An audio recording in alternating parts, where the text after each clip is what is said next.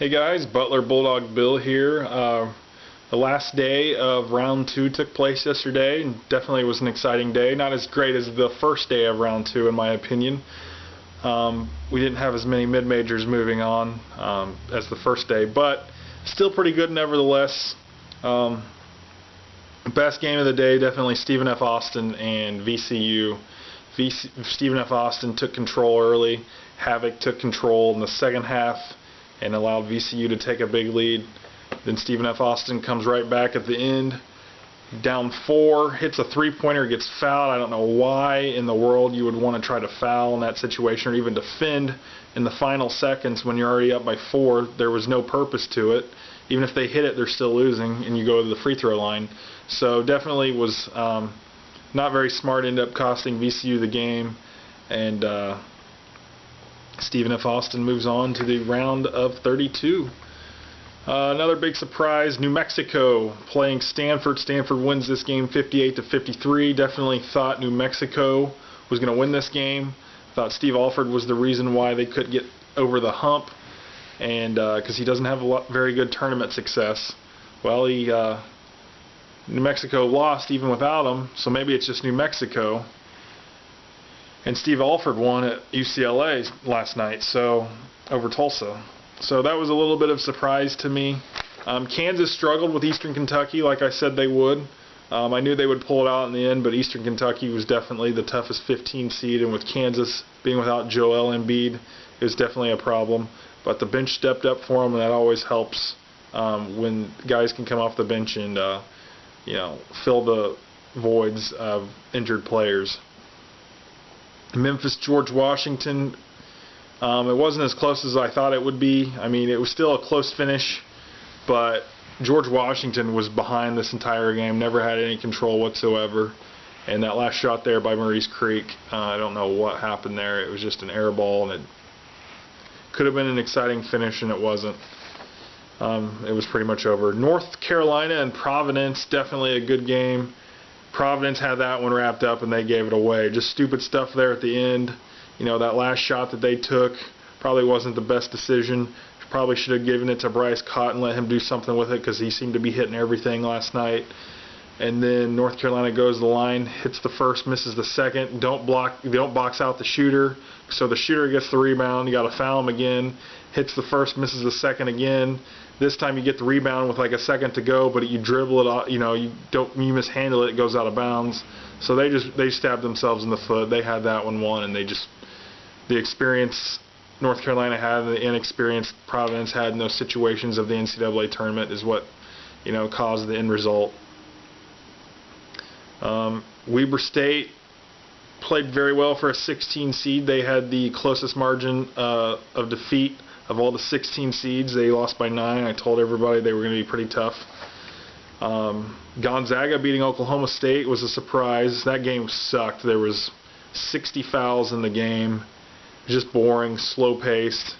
I don't think they could get up and down the floor for 2 series without a foul. Just surprised Gonzaga won the game. They're not as good as they were in years past. They lost, Kelly Olynyk and guys like that really were big-time players for them, Elias Harris. And they won the game. I thought Oklahoma State would make a run with Marcus Smart, wanting to prove something this year, and it just didn't happen.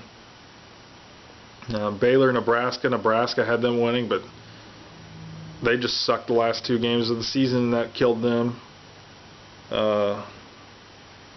Louisiana Lafayette gave Creighton a decent game. That was a surprise to me.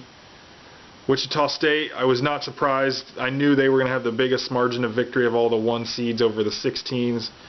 I knew that they were going to want to, make a statement as soon as they get right out of the gate that they're here for real, that they are a threat, they are a legit number 1 seed. They did, 64-37. Tennessee over Massachusetts. That was a big surprise. I thought that was going to be a close game, but Tennessee just stomped a mud hole on them, and Massachusetts just never even was in the game. It was unbelievable. And then finally, and I know I said Stephen F. Austin and VCU is the best game of the day, but I'm wrong here. I totally spaced this game right here. Mercer and Duke. I had no idea this was going to go down. I never thought it was going to happen, but it happened. Duke loses the game to Mercer. Mercer and their 5 senior starters, just that was the difference right there. The experience paid off. Duke doesn't have as much. And Duke's defense wasn't that great this year, and they were inconsistent at times on offense. They don't have a good post player to really beat up teams like Mercer, and that hurt them as well. Mercer wins this game 78-71. Definitely the best game of the day. Definitely the biggest upset of the tournament, and definitely my favorite game of the tournament so far. So now round 3 begins. Round of 32 begins today. Got some pretty decent matchups here. I'm interested to see how Dayton's able to, play against Syracuse, if they can fly down the court quick enough before Syracuse can set up that 2-3 zone. Pittsburgh and Florida, even though Pittsburgh had a massive win over Colorado, I don't think they're going to be able to beat Florida. I think Florida's going to have a double-digit win here. Let's see here. We've got Harvard, Michigan State. As much as I'd like to think Harvard's going to be able to stay in this game, I think Michigan State's got the experience and the depth, and it's going to hurt them. And I think things are clicking now for Michigan State. We've got Connecticut and Villanova, a good rivalry from the old Big East Conference. Villanova should win, but I think Connecticut's going to give them a run for their money. We've got North Dakota State and San Diego State, a battle of 2 mid-majors. I think North Dakota State poses some matchup problems for San Diego State, but I wouldn't be surprised if San Diego State holds on to win. I think this is going to be a toss-up. This might be a really good game. Oregon, Wisconsin. You've got Oregon's awesome offense against Wisconsin's awesome defense. Who's going to win that out? That's a big question. St. Louis and Louisville.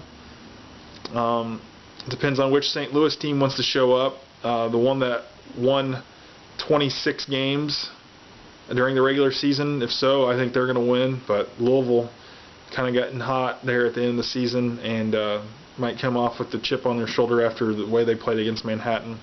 Get them to win. Then there's Texas and Michigan.